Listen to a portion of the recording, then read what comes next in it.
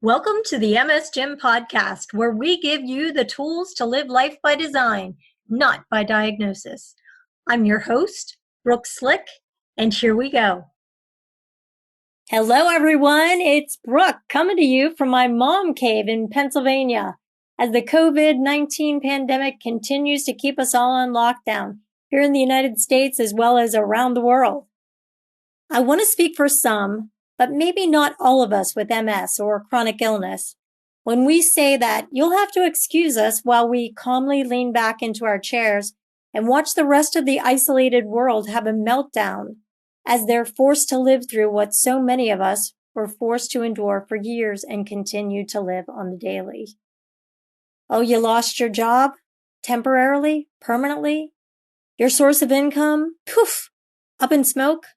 And be still my heart, you had to apply for unemployment? Something you never thought you'd have to resort to? Isn't unemployment for unmarketable slackers looking for a free ride? Your 401k down the tubes? No way.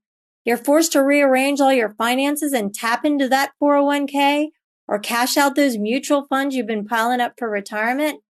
Yep. That's exactly what happens when you're hit with a debilitating chronic illness. You do whatever you have to simply to survive. Are you thinking more now like going to the grocery store, work, church, parties, restaurants, and traveling have become a privilege? You just never had to think of it that way, but now you do. Whether we've already lost our ability to do so or our disease is slowly chipping away at these abilities, we MSers get it. We live it. We understand how uncomfortable it is to watch your life implode right before your very eyes as you stand there, frozen in horror, watching it all turn to ashes. Much like COVID-19, MS doesn't recognize geography or demographics. It simply doesn't give a damn who you are or where you live. That's one thing that unites us.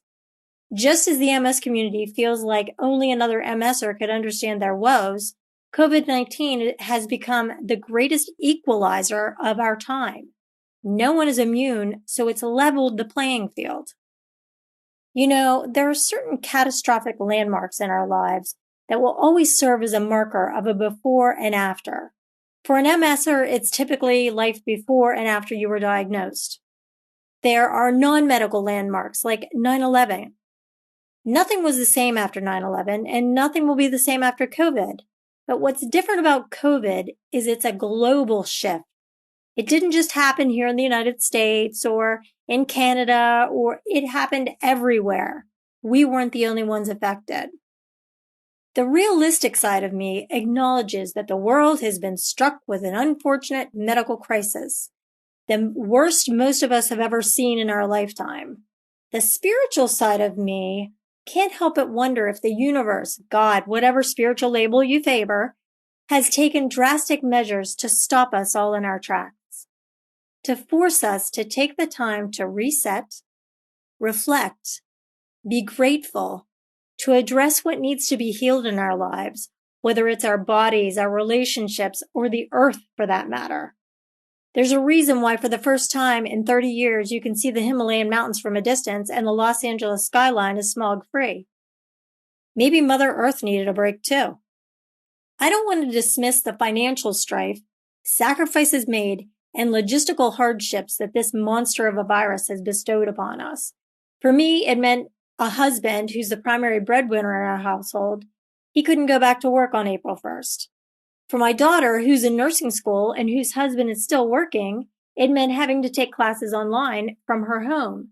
And because her babysitter is on lockdown with her children, my husband and I now have to watch our 18-month-old granddaughter 4 days a week while our daughter is in class in her bedroom. So many dreams and plans are on hold or have to be retooled to accommodate our new normal. Any of this upheaval sounding familiar to my MS family out there? It's like reliving an old war story. The fear, the uncertainty, the lack of control. But despite the unprecedented level of devastation and loss of control, the optimist in me can't help but think of the opportunities that abound. While it's taken so many 4+ weeks in lockdown to figure out and start chirping about how this could be a blessing in disguise. I already knew it before a single business had been shuttered. Between having MS for the last 14 years and a month in a hospital in a foreign country, a week of that in solid isolation, I already knew the gifts that unfettered time had to offer. I'm actually excited about what's to come on the other side of this nightmare. So, based on my own past experience and my current observations, I'd like to share my post-COVID predictions of the life-changing moves that will be made by individuals, businesses, and beyond after COVID. And here's my list. Number 1, people who never would have considered using grocery pickup will never step foot into a grocery store again. Number 2, people who only dabbled in Amazon in the past will now rely on it heavily because they discovered they can utilize it more than just buying books. And they can receive things faster and with no time or gas money spent shopping for the items in person. Number 3, corporations that house hundreds of employees in floors of cubicles discovered that their employees can be just as productive right from their own living rooms. They'll downsize their buildings, which will save on office space, equipment, and utility. Their employees will save on gas, wear and tear on their cars, eating lunch out, and most importantly, commuting time. A side bonus of that will be less pollution from car exhausts. Number 4, people who never would have dreamt of buying generic food products at the grocery store were forced to do so because there was nothing left on the shelves during the pandemic and discovered just as tasty and of the same quality as higher priced brands. Number 5, the real estate market should soar. Whether you've been stuck in your house for the last 6 weeks and asking yourself why the hell you've been wasting your money on a house that's 4,000 square feet when you only live in 1,500 of it, or you live in a 1,500 square foot home and have 3 young children, you're thinking, oh my God, I'm going to lose my mind. My house isn't big enough. Those people have likely had the time to sit down, crunch the numbers, and realize it's time for a change. Look out, real estate agents. Number 6, people will take a serious look at what they're doing to remain healthy or not. When someone goes about their life thinking that they're in tip-top shape, healthier than they've ever been, but they have an underlying secondary illness, whether it's diabetes, obesity, respiratory issues, or you're a smoker, this pandemic has taught us that even the seemingly healthiest people can succumb to an insidious virus. Number 7, people will rethink their plans for retirement. This lockdown has maybe given you a taste of the other side of the 9-to-5 life you've been living for the last 30 years. And you're so close to retirement, you can taste it. But you might still have like 5 or 10 years to go. While on lockdown and unable to work, you realize just how much money you saved and time you've regained by not having to commute to work. Plus, you've finally had the time to sit down and likely write down your pros and cons list. Examine what a realistic monthly budget for retirement might look like. Heck, maybe you could even consider retiring from your current job and work part-time at something less stressful to fill in the financial gaps until you're able to fully retire. Number 8, divorces. Well, I think they'll be on the rise, and engagements will be broken as well. Right up there with the theory that having a baby will fix a marriage or getting married will fix a fragile relationship, being confined with a partner or spouse can be a recipe for disaster. It's easy to ignore your marital and relationship issues when you're always on the go, taking care of the kids, passing like 2 ships in the night, as you're going to work, dashing off to football practice, ballet lessons, without ever really sitting down with each other for an extended period of time.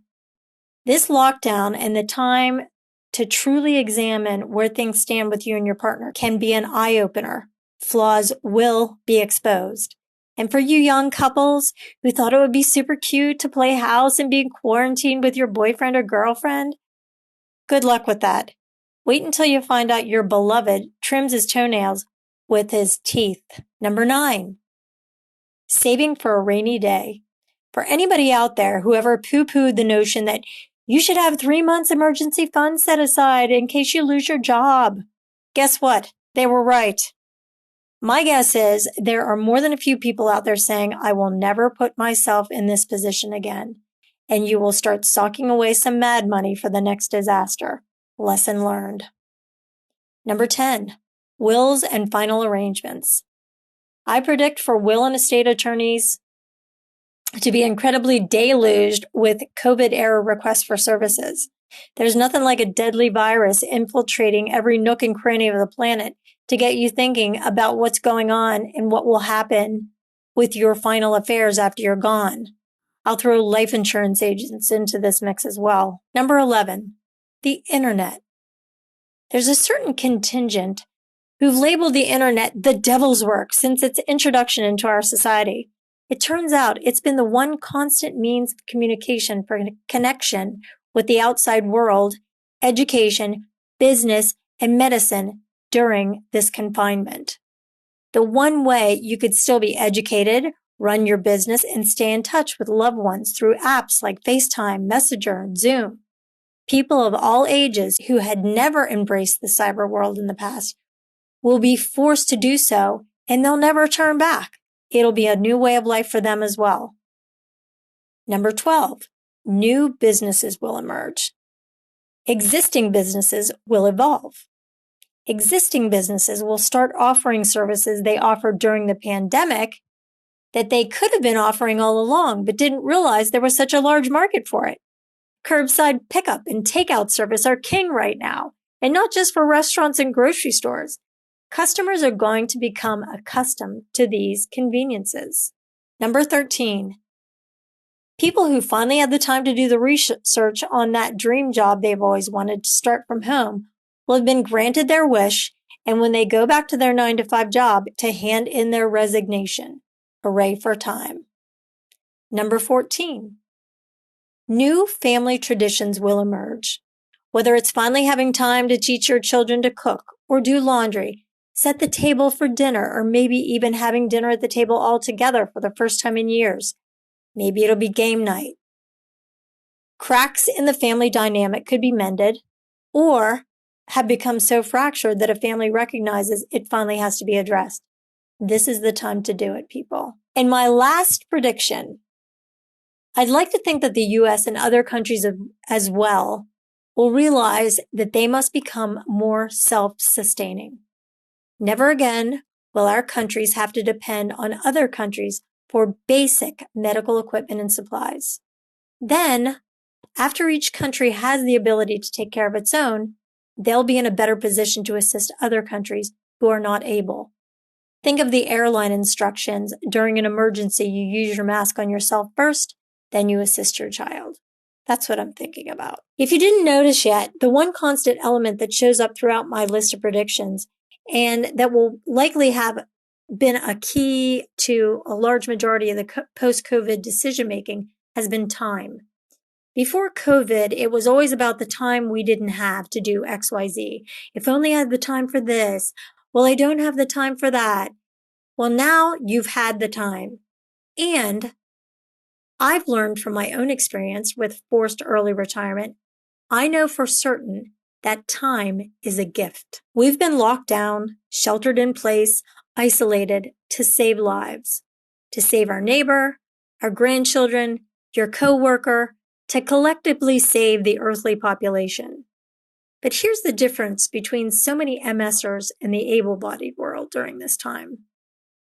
When the doors are unlocked, the beaches are reopened, and companies go back to business as usual, the world of those not living with MS or a chronic illness will be jumping right back into the fray, while many with chronic illness will still be right here, limited in what we can do, where we can go. Life wouldn't have changed much for us. A year from now, when the playing field has been recalibrated to this new normal we're expected to embrace, able-bodied or disabled, what lessons will we have learned? What will have changed within you? Will you be more grateful, more humble, more motivated? Will your level of compassion have evolved so much that when you think of a family member or friend with a chronic illness, You remember the time when a virus beyond your control brought your life to a screeching halt? Most of all, will you realize that this time was a gift? Stay well, stay safe, and be hopeful. Until the next episode. For more information on the MS Gym, check them out at themsgym.com on YouTube, Facebook, and Instagram. If you'd like to know what I've been up to lately, you can find me at brookslick.com. Thanks for tuning in, and we'll see you on the next episode of the MS Gym Podcast.